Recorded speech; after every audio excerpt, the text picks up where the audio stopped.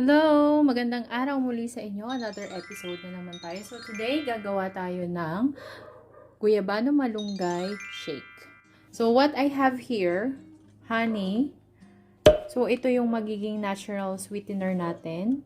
This is a wild honey. So milk. Actually, you can use fresh milk if you have. But for me, I will be using powdered milk kasi ito ang meron ako. Then, the fresh guyabano. Natanggal ko na yung mga buto ng guyabano or malunggay. Fresh malunggay. Freshly picked itong ating malunggay from our front yard. And syempre, hindi mawawala ang ice.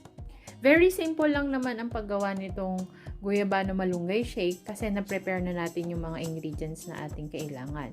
So, I have here my blender. Syempre, kailangan natin ng blender. Simulan natin. Ilagay ang guyabano sa ating blender.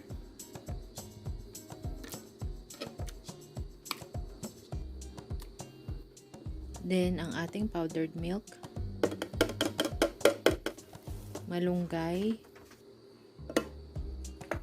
At ang ating natural sweetener, ang pure wild honey.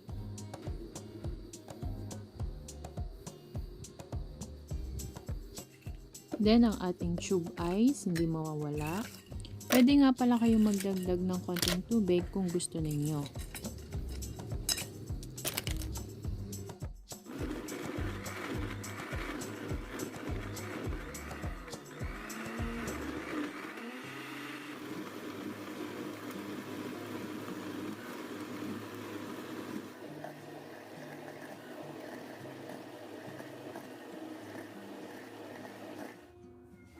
Ito na ang ating finished product. Ang guyabano malunggay shake. Very healthy and very easy gawin.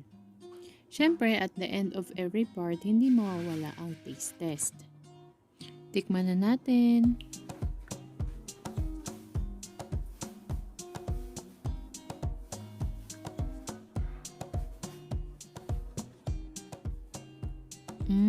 Sarap.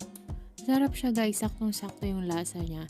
Hindi siya matamis, hindi rin maasim, super sakto. And this is perfectly partner with toasted bread. Ang init-init pa itong toasted bread ko kahit wala siyang palaman. Masarap siya. So perfect i-partner dito sa ating guyabano shake. Ito na ang aking dinner. That's all for this video.